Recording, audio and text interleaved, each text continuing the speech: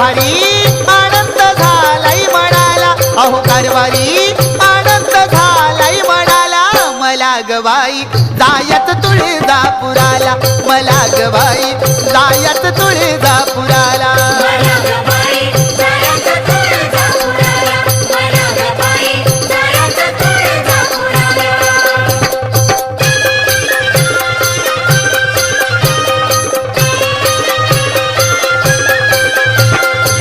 पहिल्या तुळजापुरी गाडीन जाईन, प्रथम कल्लुळात बाई मी नाहीन.